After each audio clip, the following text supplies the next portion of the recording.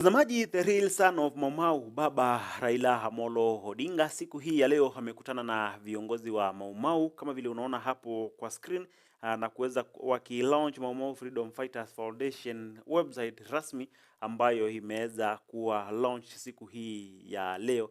Kama vile unaona hapo kwa screen kupitia ukurasa wake wa kijamii wa Facebook, Baba Raila Odinga ameshare picha akionyesha akiwa pamoja na hao wazee ambao ni Maumau Fighters, kwa sababu ndio maana nikaanza hii video kukuambia kwamba the real son of Maumau Baba Raila Amolo Odinga, kwa sababu kuna watu wengine wanajiita son of Maumau lakini jina tu kujiita, lakini hawaonekani wakisaidia Maumau.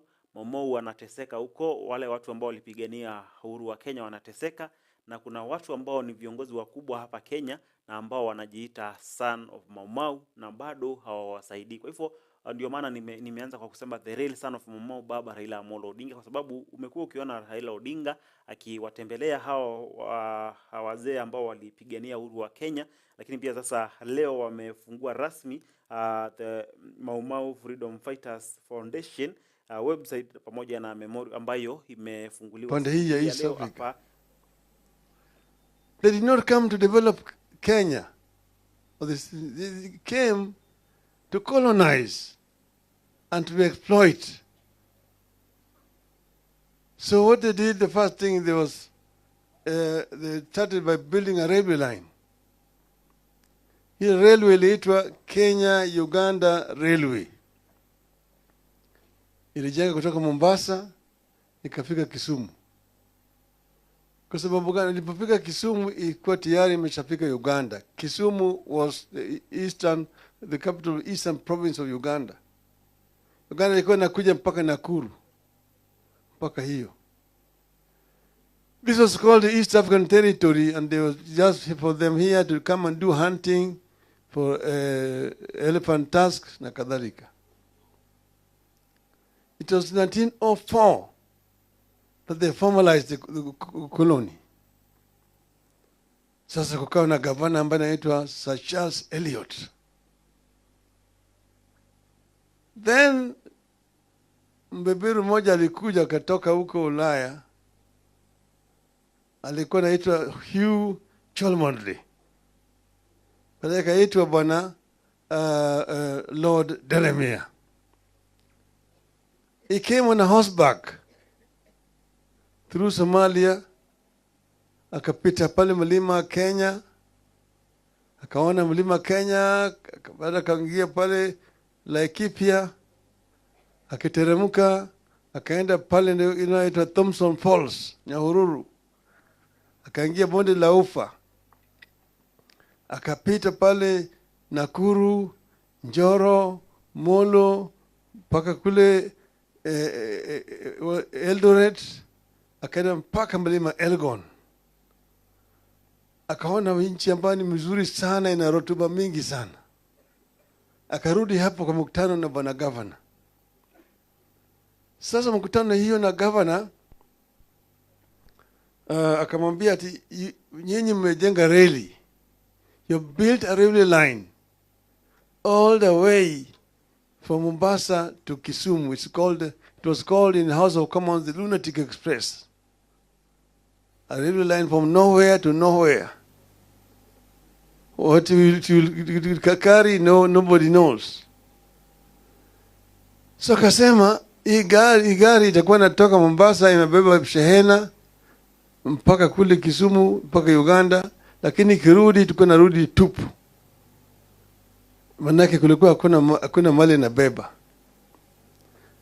Lakini mkianza kufanya farming, ukulima katika hii nchi hii ambayo kuna rotuba mingi za namna hii, hiyo reli inaweza kufanya kazi.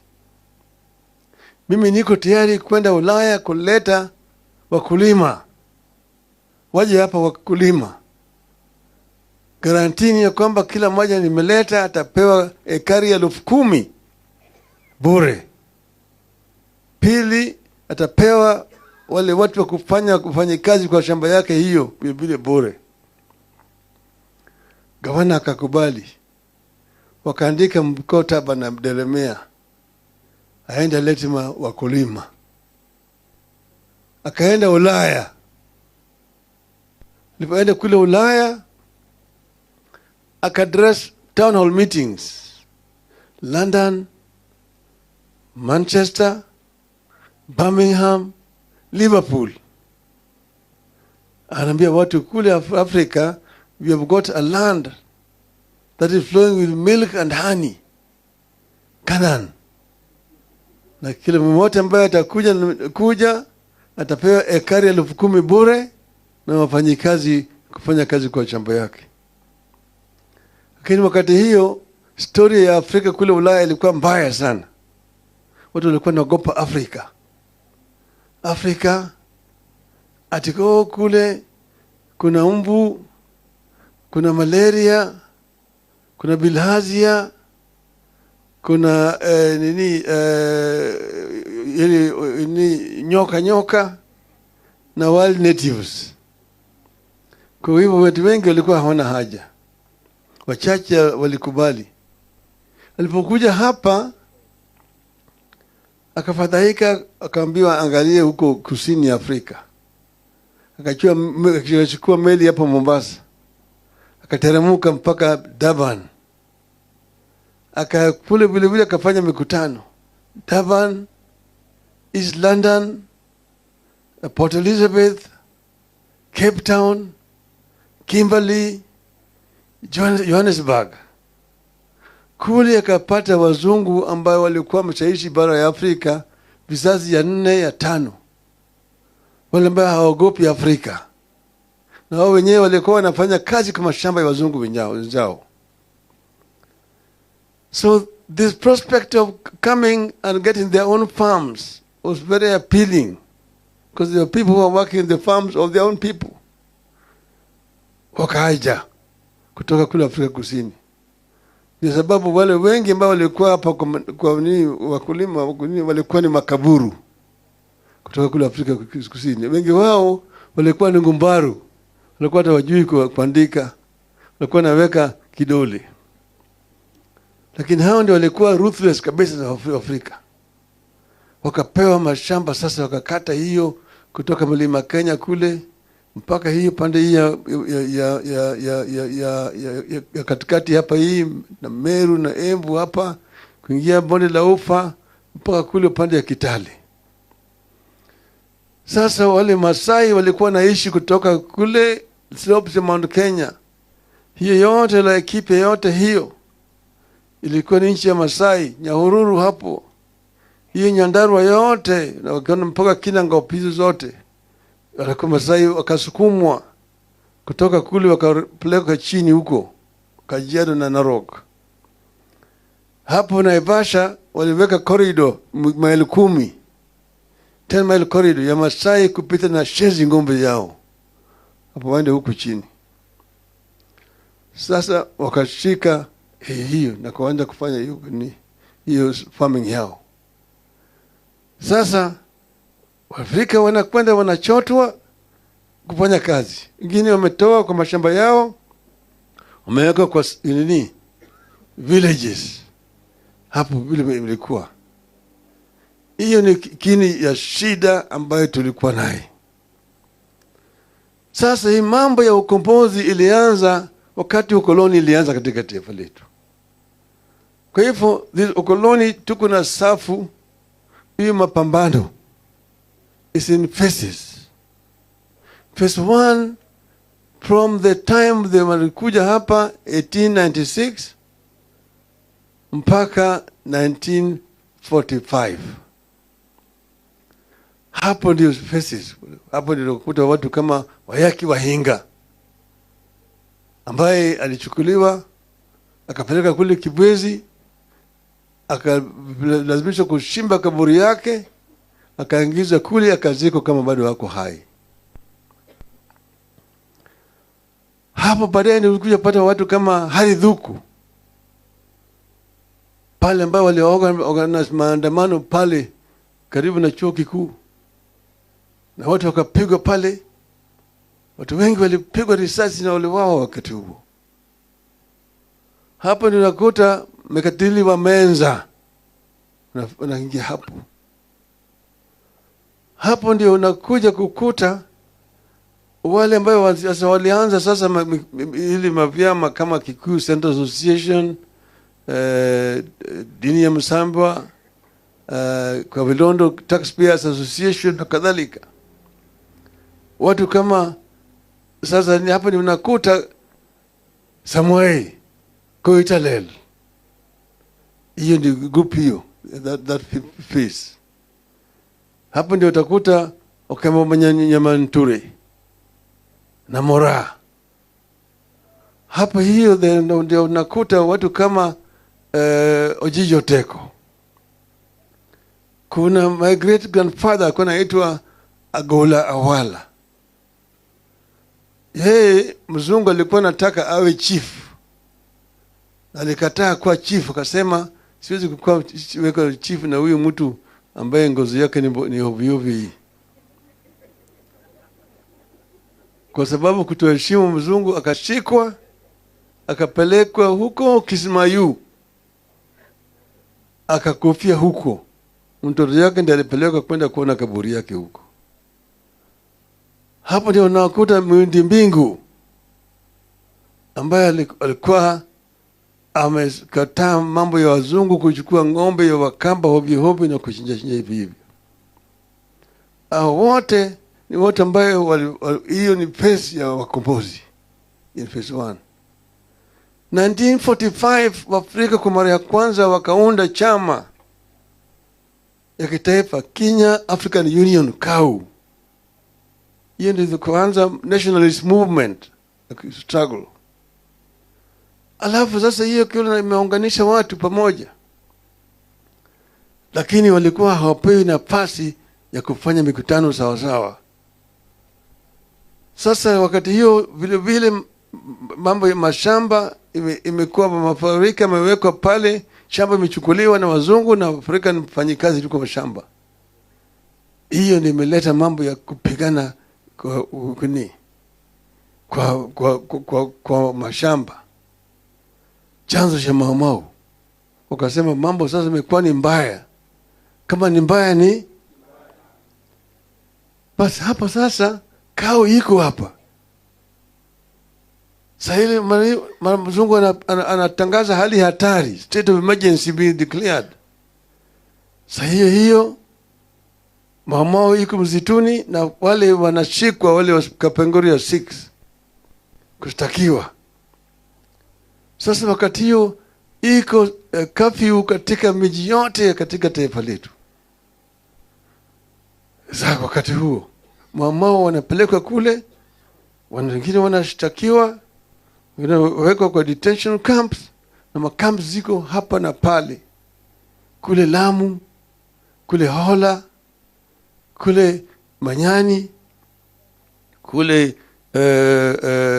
Lodwar, kule Lokitang, kule ziwa ya Victoria kulikuwa na detention camp Mageta Island. Wakati ya hali ya hatari ilikuwa mbaya zaidi, radio ilikuwa inatangaza kwa Kiswahili ati Wakikuyu, Wameru na Waembu ni watu hatari. Ukiwa na mmoja akipita namna hii, piga ripoti kwa polisi mara moja. Wakati hiyo vita hiyo iliendelea. Mzungu ameleta kikosi ambaye inapigana na Mau. Pale ambao walikuwa napigana ilikuwa mbaya. Mliingia hapa unaona mvua inanyesha hiyo na baridi. Hiyo ndio vile Mau walikuwa na hisi katika huko juu. Kule msituni huko upande ya Nyandarua, huko Abadea, hasa kila mahali. Walipigana. Ikifika mwaka 1955-56 mzungu anataka kutangaza uhuru hapa. Wakina Michael Blundell waliunda chama inaitwa Kenya Freedom Party was formed, and they wanted to go the route of South Africa to declare independence, au route ya Zimbabwe ya Rhodesia, unilateral declaration of independence. Lakini wakati hiyo nationalism ikaanza hapa vile. Watu wa Afrika wameanza wale ambao wako nje kupigana, ndio wakaleta reform kunaitwa the Littleton reform, ambayo imekubali Waafrika kuchagua wabunge kwa mara ya kwanza 1957.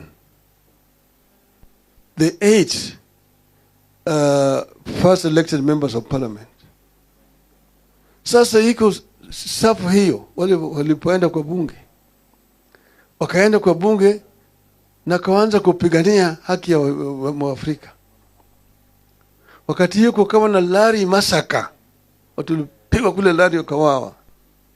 Kukawa na Hola Masaka, pale ambaye wafungwa wa Mao walipigwa wakawawa huku. Wakati hiyo we had 14 members of parliament or legislature at that time. Jaramogi alikuwa kiongozi, Mboya alikuwa katibu. Wakasema tupeleke mswada kwa bunge ili tuangalia hii mambo, hali ya wafungwa wa Mao ambao wanawawa katika jela. That motion was moved by Tom Mboya. And if you go into the Hansard, you will see the debate in the House that time. Waliongea, ilipofika wakati wa Jaramogi akasema, in the heart of hearts of the African people, Jomo Kenyatta and all those who detained with him were and are the true leaders. And their continued detention offends the consciousness of our people. Jeremia Nyaga ambaye alikuwa kwa bunge wakati huu akatuambia, wakati Jaramogi alisema hayo maneno, ungesikia sindano imeanguka. Na kuna mtu aliamini ya kwamba yeye atalala nyumbani siku hiyo. Walijua huyu atachotwa siku hiyo, ataenda huko ndani. Lakini Jaramogi hakushikwa, alizidi kuongea tena kesho mpaka akatolewa kwa nyumba. Waafrika walikuwa pale, wengine waliogopa sasa. Jeremia Kiano akiongea, Julius Kiano alisema ati those people, Kenyatta and Co, were leaders at that time, but they were not elected. We are now the elected people, and therefore we are now the leaders. So Jaramogi akasema, akatoa statement akachallenge Kiano to go and hold a public rally in Fort Hall to ask the people who between the two of them is telling the truth. Fort Hall then is now today Murang'a. And then Kiano akaogopa. Lakini sasa hata Mboya akasema ati, Mr. Speaker,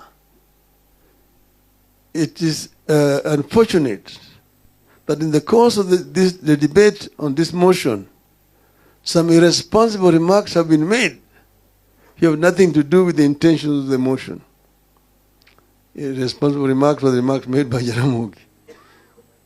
In the end, they ate their words. Manake, Nairobi hapa statement ikatoka ya kwamba yale Jaramogi alisema tunaunga mkono. Kisumu wakasema namna hiyo. Kule Mombasa wakasema namna hiyo kwa dock workers. Kule Fort Hall wakatoa statement tunaunga mkono Jaramogi. Hapo ni mambo ikaanza sasa. Uhuru wakaanza kusema ati Uhuru na Kenyatta. Uhuru na Kenyatta. Ya kwamba tupate uhuru alafu Kenyatta atoke. Jaramogi asema no, it is not Uhuru na Kenyatta, it is Kenyatta na Uhuru. Kenyatta funguliwe kwanza ndio tupate uhuru. Ili namna hiyo. Sasa hiyo ndio leta hiyo movement. So this is another phase of the struggle. The phase of the struggle before 1945. In the nationalist movement from 1945, later on from 1958 upwards. And then in between the Mau Mau armed struggle. So we're dealing with the Mau Mau armed struggle, which itself had a very, very accelerating effect in creating consciousness among the people across our country. Because from Mzungu, you are not a Kikuyu, you are not a Muluhya, a Jaluo, a Mkamba, you are just a bloody African. Kafia, very bloody African. So Waafrika wakaungana pamoja. Kwanza Mau, pili sasa kwa hii nationalist movement ambayo sasa imeleta watu wote pamoja, wakaunga mkono. Kwanza kuliundwa mkono kule Kirigiti Kiambu walienda because after 1952 when cow was banned, Africans were not allowed to hold any national party. You could only have district associations. But after 1959, they allowed, and they went to Kirigiti, Kiambu, and formed KANU. But then wale wabeberu wakaenda wakachukua Waafrika wengine wakaanza chama cha KADU to divide the nationalist movement. So this is the truth of the matter. So here, we today must ensure, because the battle against the British was fierce, and British was very, very brutal, and many people were killed, many people were maimed, many people were in the forest. When they came out, the issue of land, the issue of land. Those Mabakaburus who was holding land around said they did not want to stay behind under an African government. Wanataka kutoka. Sasa wakasema serikali ya Uingereza iko tayari kuleta pesa kuazima serikali to loan Kenya government money to buy out the outgoing white farmers. Now, what the conditions which was tied to that loan which was coming was such that the Mau-Maus who are coming from the detention camps could not satisfy the conditions. It was only the loyalists and the home guards who were working with the colonial system who became the beneficiaries. And that is what Jaramogi has recorded in Notie to Uhuru. That those who sacrificed for the independence of the country were betrayed. They were completely neglected. They did not get what they were fighting for. Those who were working with the British, the home guards, and the loyalists became the beneficiaries. Hence, not yet Uhuru. So, Mzee Giti wa Kahengeri is a great nationalist. I've known Giti wa Kahengeri since I was a young boy. And he stood steadfast in fighting for the right of the people who sacrificed most during that struggle for independence. He has been uncompromising. He stood very, very fast. But then, when they took the case to the British court, and one of Paul Wheaton's here is left. Gitobi Manyara was unfortunately not around here. Gitu came to me with his team and said, the case is in London. Then I said, I will try to use my position as the Prime Minister to negotiate an out-of-court settlement. I met the Prime Minister of Britain at a conference in Davos in Switzerland. And we had a side meeting, and I mentioned to him the problem that I have and that I want to go and discuss. so that he can go and first prepare himself with his people. So mtazamaji, sasa katika mitandao ya kijamii maswali ambayo Wakenya wanajiuliza ni yuko wapi Rigathi Gachagua? Kijana ya Mau Mau yuko wapi, ambaye amekuwa akijiita kijana na mtoto wa Mau Mau, kwa sababu Raila Odinga ndio chief guest. By the way, Raila Odinga ndio ameweza kualikwa rasmi kama chief guest katika hii hafla ambayo inaendelea ya kulaunch Mau Mau Foundation website. Raila Odinga ndiye amealikwa rasmi kama chief guest. Hatujamwona Rigathi Gachagua. Hata Rigathi Gachagua ni kama hana habari kwamba kuna jambo kama hilo lilikuwa linaendelea. Kwa hivyo Gachagua hafai kujiita tena mtoto wa Mau Mau baada ya hapa, kwa sababu watoto wa Mau Mau ni mtu kama Raila Odinga ambaye ana interact na Mau Mau veterans na ana share moments nao, sio Rigathi Gachagua.